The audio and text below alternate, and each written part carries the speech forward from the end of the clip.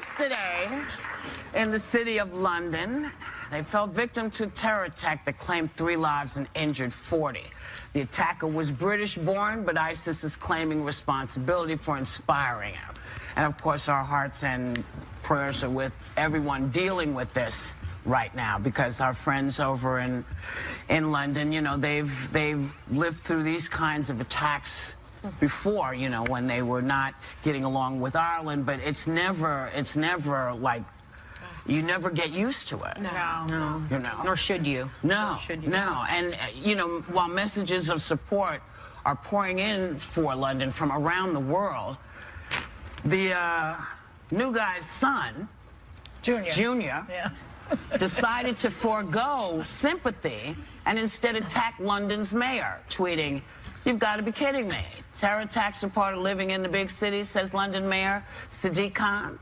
Now, perhaps this young man needs to do a little more reading, or maybe read carefully, because not only is this a 6-month-old quote, but the actual quote, the mayor went on to say that because of the consistent threat of terror, Londoners must always be vigilant, prepared, and support the police. Yeah. That was in its entirety. What is he up to? What is this kid? I don't know. I think he wanted to look What's like... his point? I think he wanted to look like he was a guy who was tough on terrorism, and somehow they weren't, not recognizing that the reality is that if you do... I mean, we're in New York City. If you live in a big city, these threats are real, and sometimes no matter what you do, you can't prevent every time. And the fact is that this guy Khan, in his article, was calling for vigilance. He was calling for tougher policing. He was calling to be tough against these things. So to me, it looked like an opportunity to seize a political talking point, and that's not the time for that. Make fake news. But that's not the time for that. People just died. Right? Because he's supposed to be in charge of Donald Trump's business empire now. So he shouldn't be tweeting anything at all. Don't forget, he's a big game hunter. He likes to kill elephants. Well, yeah, and other animals. But I thought what was interesting was this was a British-born terrorist. Yeah. And so what does that say about Donald Trump's Muslim ban? Well, what about Brexit? That's one of the reasons that they're getting out of the European Union is because of immigration, and they're worried about refugees. And now it's a homegrown guy who's born. Exactly. We have the same issue here. Yeah. This is also the problem with Donald Trump himself and his Twitter habits. And I think it's not a coincidence it's his son right now. The fact that you can have an immediate broadcast message in the click of a button doesn't mean you should have an immediate broadcast. The fact that there was no accuracy, it was misleading, it was misinformed, and no sympathy. No. That's the most glaring. This is really terrible. That's a glaring thing. But he has 1.47 million followers. The apple doesn't fall far He can have as many followers as he wants. He needs to do his bloody homework. Do your homework, know what you're talking about, and then tweet. Or just look stupid. Tweet. Or don't tweet. It's not his place. Keep your mouth shut. Anyway, House Intelligence Chair, Congressman Devin Nunes, shocked a lot of people yesterday when he dropped a poop bombshell about information he said he had just received. Take a look. On numerous occasions, the intelligence community incidentally collected information about U.S. citizens involved in the Trump transition. Details about U.S. persons associated with the incoming administration, details with little or no apparent foreign intelligence value, were widely disseminated in intelligence community reporting. Third, I have confirmed that additional names of Trump transition team members were unmasked. And fourth and finally, I want to be clear, none of this surveillance was related to Russia or the investigation of Russian activities or of the Trump team. So we're going to be talking to the top Democrat on the Intelligence Committee, Congressman Adam Schiff, about this in a little bit. But a lot of people are asking why Nunes didn't share this info with his own committee before running to the media and to the president. Yeah, that's what is going on here, you think? Well, didn't he say recently, maybe yesterday or last week again, that the president was not wiretapped, that the president, Obama did not wiretap Trump? He said that, and he's a Republican, and he's supposed to be a Trump person. So he was trying to, I think, make up for that little faux pas and get back in the good graces of Donald Trump. So he ran to Donald Trump like a little toady and goes, you know, you got something here. You can now say you're vindicated. Yeah. The timeline here, though, is very alarming to me. You have what I Donald think Trump happened. coming out initially and saying that Obama tapped the phones. Then you have Trump transitioning to this wiretapping in quotes, like, oh, I'm talking about broad surveillance. I'm not talking about Obama tapping the phones. Now you have Nunes, who's a former member of Trump's transition team, coming out and providing some sort of, in his mind, validation for a broader surveillance and bringing that information not to his own committee, but directly to the guy whose former team he was a member of that transition team. Because he's not objective and he shouldn't be there. But what is this information? This information does not prove what Donald Trump said initially, but it does try or attempt to prove what he said secondarily. So my question is, Nunes, you're a former member of the transition team. Are you interested in finding out if Russia compromised our election, or are you an ally still of Donald Trump and trying to prove his tweets that he initially Well, put that's out? what Adam Schiff That's is my saying, that question. he's a surrogate of the Trump campaign. Well, maybe doesn't so, but decide. here's my question. Yeah. Who is this guy, and does he know anything? Does he work with Comey? Nunes? Yeah. Oh. I mean, because why am I going to take your word for it when the head of the FBI said, here's what the deal is? Right. And I know a lot of people saying, see, Donald is being vindicated. He's not vindicated. He said Barack Obama tapped my phone. Was very clear about who tapped the phone. That's what he said. And he's a bad guy. And it did not happen. So you can't be vindicated because what you said initially, not what you said 4 or 5 days later. What you said initially was that Obama did it. So now we know that that's not true. We also know that because there are some people living in the Trump Tower who may or may not be Russian operatives, may or may not be connected to stuff.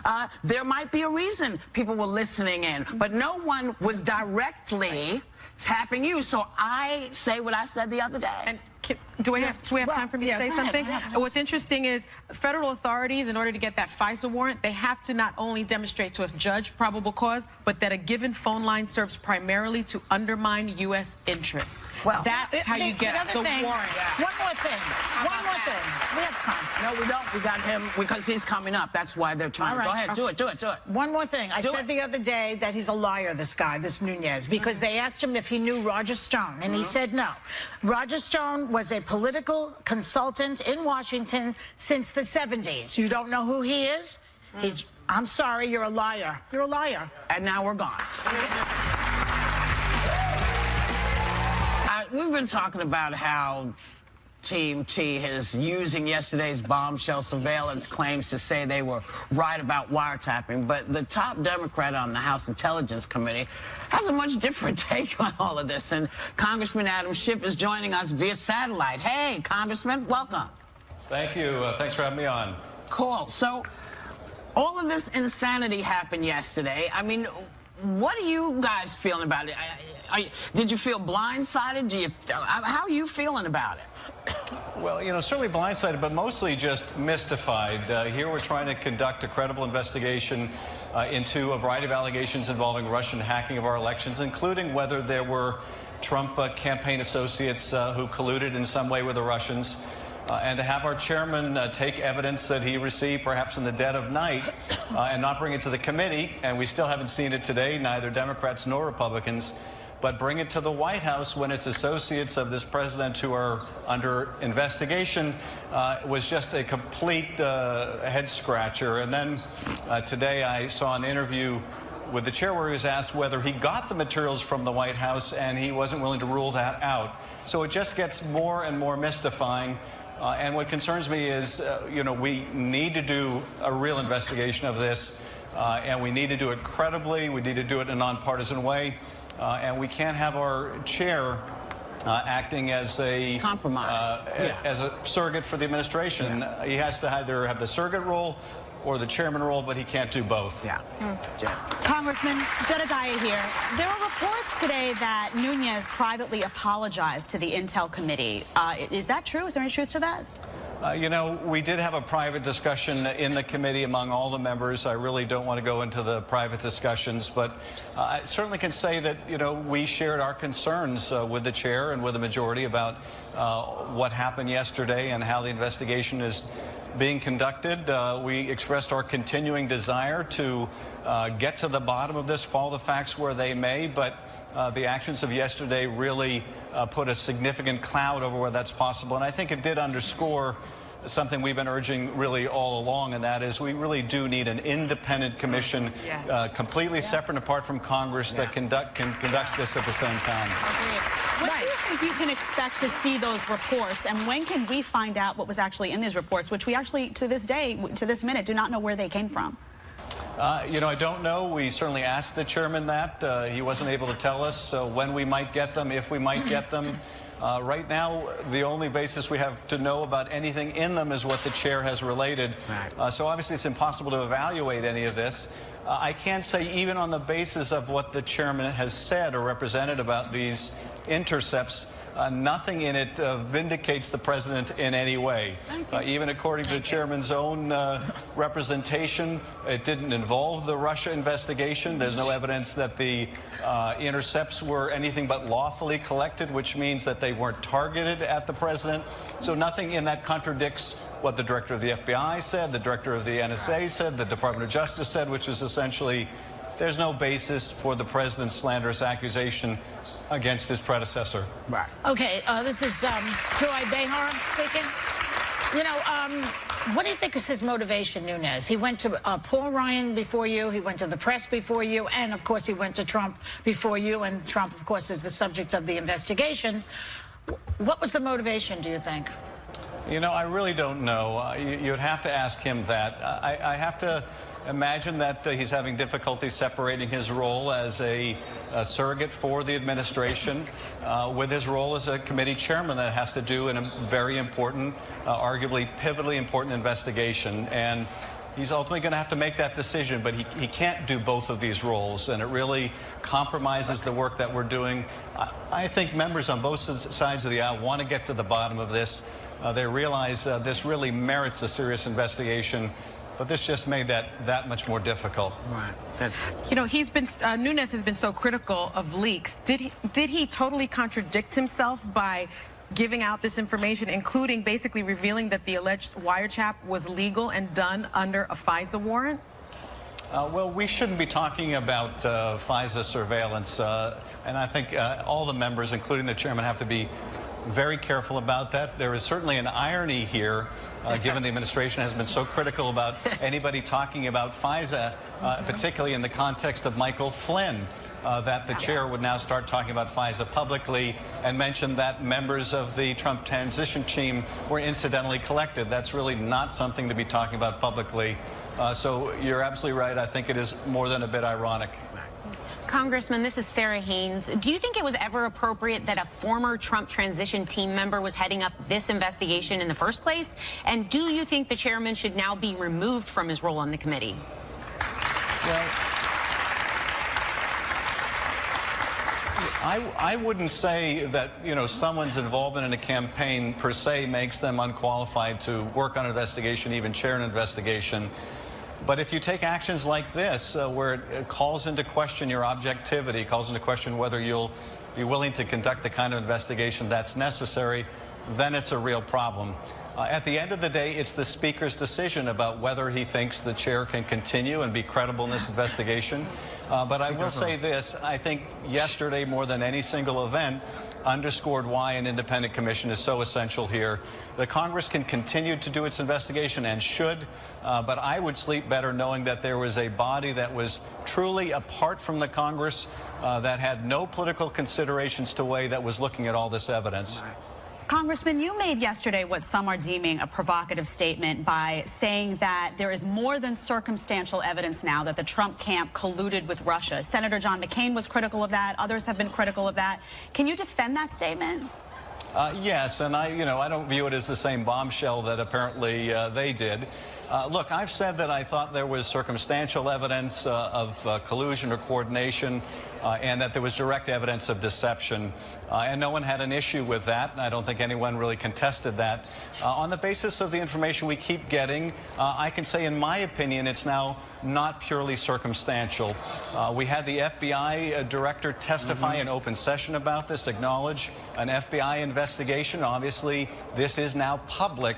And I think it's fair to say that that FBI investigation is justified, that wouldn't be done on the basis of not credible allegations, and so I think it's appropriate to talk in general terms about the evidence. But I don't think it's appropriate for us to go into specifics and say, this is what we know, from this piece of classified information, or this is what we know from this witness. Right. But I do think in this investigation where the public is hungry for information, it is important that we try to keep the public in the loop. That's why we're having public hearings. Well, you all have your work cut out for you. You got this health care bill you're voting on tonight, and, let's hope that it does not pass, because it's not a good bill. Thank you, Congressman Adam Schiff. Next time, when this sort of dust settles, you should come up and just sit with us, because I think you might have a good time with us, and we could pepper you with lots more questions. I look forward to it. You're on. Thank you, Congressman. We'll be right back.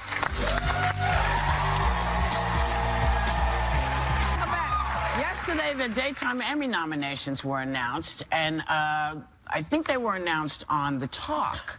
And I think a couple of the women weren't sure about the pronunciation of everyone's name. So really? Please, yes. So please introduce yourself so people know. I'm Jedediah Bila. It's a tough one. I'm Sarah Gaines. Right. I'm Angelina Jolie. I'm Sunny Hostin. Yes. So, we're thrilled that you guys announced us. We love that. And we just wanted to say, hey, here's how you do our names, because maybe some of our names are a little more difficult for folks, so if they don't know, so we're figuring. And I think we scored 5 for hair and makeup, lighting. And we just want to say, congratulations to everybody who does this show, because I think we're also up for Best Show. Yes, we are.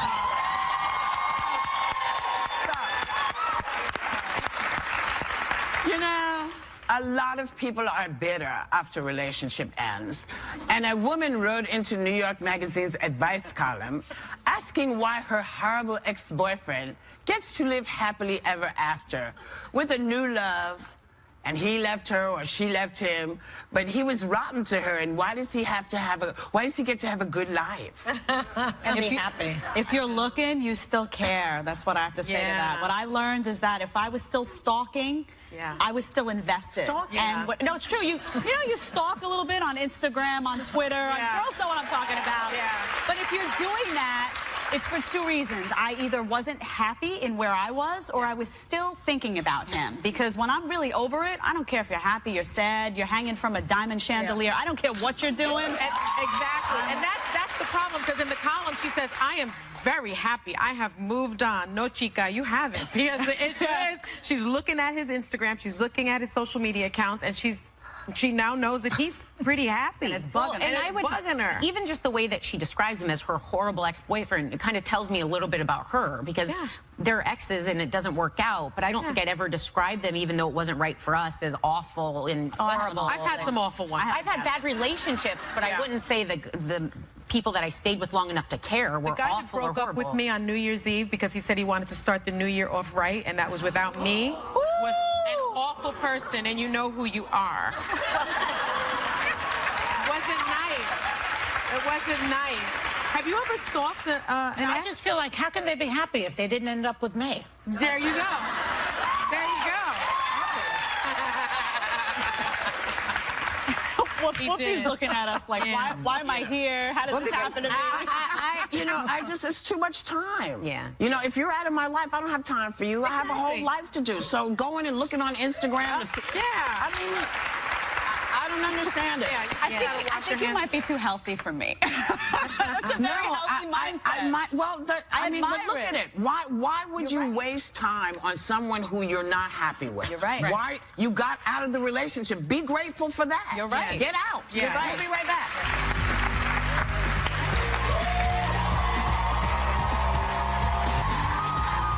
Welcome back. Did you know that today is National Puppy Day? Yes. And America needs some furry friends to feel good about right now. So we want to highlight 2 of them that are fantastic. Rowdy the Labrador, who helped a boy with the skin condition vitiligo. It's nothing to be self-conscious about. Look how cute they are. They So both cute. suffer from the same thing. We thought we needed to show you there's still great things in the world happening in the world. So they got to do a photograph together and get together. Can I add one thing on that? Yeah. I had a friend in high school who had vitiligo, and she once posted on her Facebook page that she'd run into a little kid at the grocery store that said to her, "You're so lucky." And she was like, "Why?" She said, "Because God painted you 2 colors." And I was like, what a beautiful way. Yeah. I've never forgotten that. And so It's an many amazing people thing. suffer from it. I think 50 million people have vitiligo in the world. Yeah. So a lot of people have that. It's tough, and it's you know how kids can be. So to be able to bring you this story is fantastic to us. And Joe Biden, not the vice president, but the dog. And the 2 of them actually met face to face at an event in D.C. They named the dog Joe Biden. Yeah. Because it was her favorite politician. Yeah. That's so Gotta love cute. it. And I also read that Vladimir Putin has a lap dog. What do you think he should name it? You're just trying to get me to say his name. Not until he leaves. Not until he leaves. So, we were talking about something very odd a second ago, and now I can't remember what it was. So, About we'll be crazy? right. Was it? No. I'll find out what it was. We'll be right back.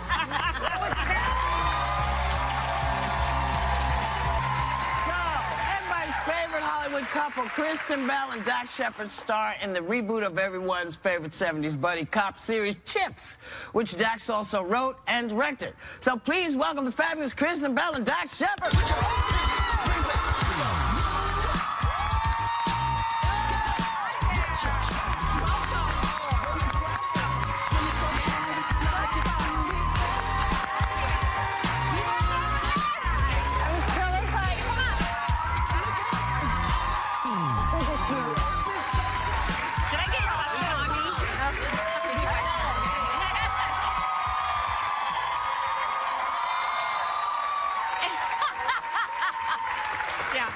Guys, this was backstage. Yeah. We don't know if it was You couldn't have just found for a me. Parenthood box of Kleenex. You had to have the You front. realize you're at ABC Disney. Okay. Yeah. Oh, Yeah. Hello. Oh, no, I'll explain. Yes. Let it go. Let it go. I saw what you did there, Will. We did it just for you because you are the voice of honor. Thank you. Yes, I was. Yes. I was. Yeah. Yes. So, baby, you guys went out on the town last night in New York. What did you do and where did you go? We went to see Hamilton. I was so over the moon about because I love theater and musical theater, and I haven't been to anything in so long because we have so many kids. And I was crying before it even started. Yeah. You were just I relieved loved to it. be in the theater. I was just like, everybody being there, the live theater, and he does not like any live theater at all, and actually enjoyed it. I'm a Philistine, yeah. That's right. I wanted to go to a monster truck rally in New Jersey, but I guess it was too far. I see the combination. Now, you guys. That was Saturday. That was Saturday? I thought it was Saturday. There was an encore performance last okay. night. Yeah. But we loved it. It was fantastic. I actually liked it. Yeah. It was really good. And- but they wear these, colonial outfits. Right. They're not the most flattering. I renamed the play Hamilton. Yeah, because he was saying the whole time. I can only imagine what it's like sitting next to him in a play. Hey, babe, check out the pants on that one. Yeah, he kept saying Hamilton is very I waited to good. the intermission. I waited to the intermission. You know, that's all day. Yes. You laugh with him all day, and you laugh with her all day. I do. Not as much. See how he hesitated? Yes. Not as No, much. I have a real commitment to the truth. Not all day. You're not Jim Carrey. I mean, you're funny. That's true. I don't live with Whoopi. I mean, look, you're great. And I wasn't funny all day. That's why I'm not married. You guys live together, work together. You're Yeah. obviously very much in love. I learned that from the commercial you were in. But I hear that doesn't keep you from trying to frame each other for various crimes. That's all him. First of all, you thought it because this is what it's like to live with a funny man. He grabs my phone a one smart day man. and he says, I think he said something like, well, now I've really got you cornered. Well, hold on a And he second. had my We watch a lot of Dateline. And a lot Oh, I of do spouses too. kill their partners. So that is an outcome you have to consider if you're married. You'd be naive to not think about that. That's So true. one way that I thought I could prevent that from ever happening is I searched on her phone how to get away with murdering my husband.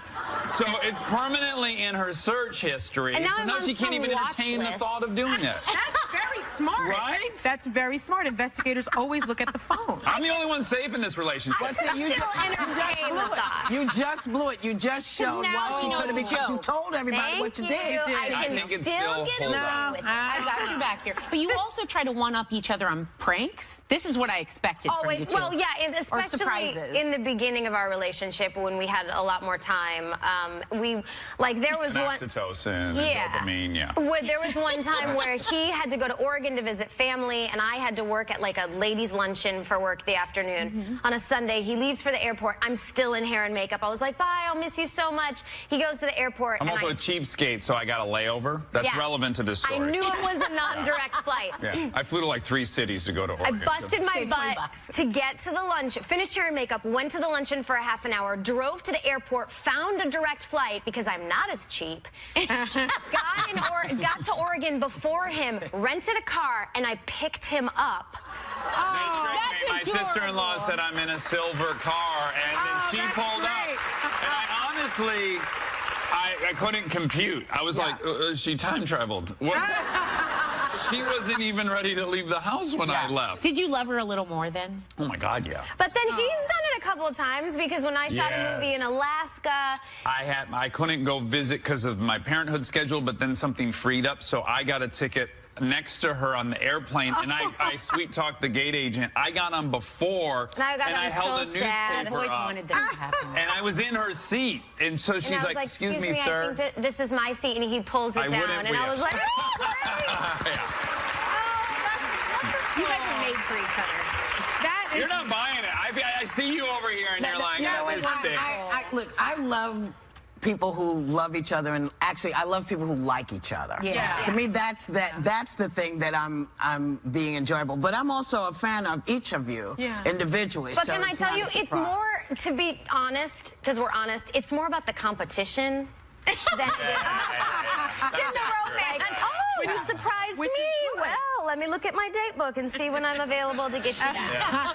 Well, look, you seem to have a very healthy relationship that you attribute, though, to couples therapy. And apparently, you went to couples therapy even We're before. in it now, I feel like. Even before, even before you got married, which is kind of unusual. Well, right? we were together for 7 years before we got married, so yeah, we spent some time. But I with think the people therapist. typically, they go to...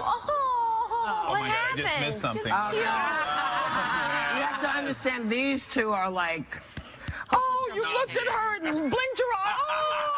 I mean, that's how so that's what you're seeing on my face. It's like, okay, yeah.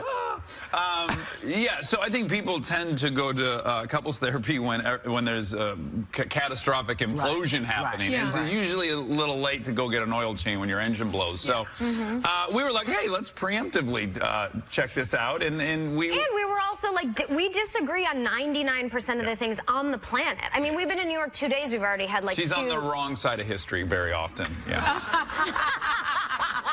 But we went, and you know, we look at therapy that like you're born with a tiny toolbox. As you grow up, you learn to communicate with all the various different personalities on planet Earth. And as you go to therapy, you get more tools in your toolbox, and you can. And what's deal with great people. is a therapist, if he or she is good, they listen to you talk for like 10 seconds. Right. And they know. You're like, okay.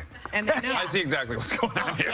You though, I heard, we share something similar. You kind of like the drama and the dramatic exit, like, you know, throwing phones in the middle of a highway. Love it, love it. Feels so good in the moment. It's like scratching an itch. I can't get away with it anymore. But when we first met, I've always been very small and scrappy, and I wanted people to like respect me. So And young like your country. Because we need to get Hamilton, shout out. What young, scrappy, and hungry. And I see it. It's good. Well, I want to make sure we get to chips. Oh, so yeah, sure. now, Dax, you ride motorcycles, and that probably came in handy in this because you are on a motorcycle a lot of the time. You're playing Almost the cop. whole movie. Yeah. And Kristen, you play Dax's ex. Yeah. When we first meet your character, she's exiting the pool in a very sexy way. Take a look. This wasn't even an actual scene. It might just be your lives. But No, she's so much nicer than that. you're looking super hot there. How'd you do that, Kristen? Well, I looked at this role as my ability to join the ranks of all the real actors who, you know, like when Christian Bale loses 200 pounds for a role, I was like a physical sacrifice for my craft. This is my chance. This is her raging bull.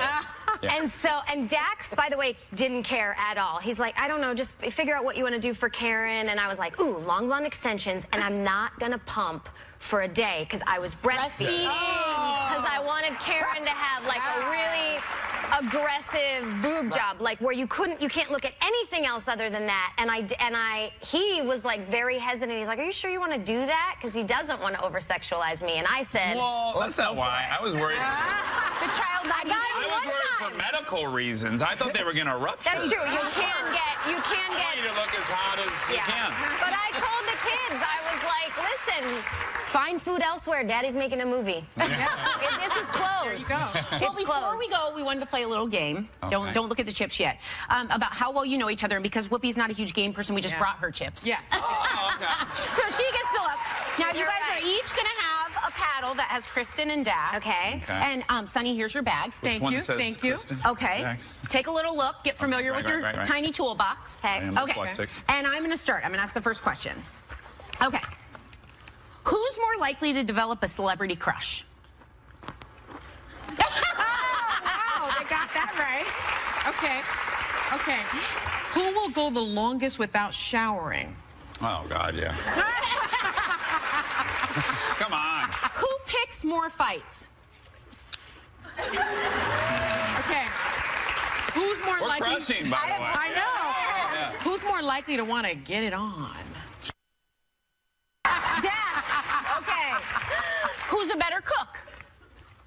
Wow. You guys are like, that's Kristen. Who's more likely to send nudes? Well, I mean, likely, yeah. You gotta be so careful. We can't do it. We can't. Exactly. I've sent him a Polaroid before because I'm not messing around with these hackers, you guys. Yeah. I'm not doing it. I know. I'm not doing it. By the way, You think that's a joke. She sincerely is, hourly, she tells me about the different security measures we need to have. smart. Yeah. So she's a little paranoid. I like it. But I forgot I'm to tell you dying that for my nudes the fun to get part out is this there. No one game. will hack me. This game, which you're killing, is called relationships. Yes. Relationships. Yes. Who's better at keeping secrets? Oh. We gotta have see. We've I gotta have killed a see. man, and I've not told anyone. True. That's true. It's Okay. Dax. Who's It's more Dax. likely to be guilty of Netflix cheating? Yeah. Okay, last But one. very little, very little. Yes, Only House of Cards. It's I've a only ever very, done very that. big Yeah, deal. yeah. Okay. Netflix cheating in our household. It's No, I bad. It's infidel. No bueno. It's Yeah. full blown. Who changed more diapers? Oh! We did 50-50, and we made that agreement before we had the kids. Yeah. We said, you do one butt cheek, Isn't that I'll that's do a one butt cheek. pathetic state of men, and that it would be amazing brilliant. that I did that. I know. You guys have to come back and because guys it's are just fun. fun. It's just fun. Thanks Nice for to having see us. you. Nice to see you. We packed And- for a week. We can Did stay. you? Yeah. Well, there's a couple of more shows you want to see. Opens in theaters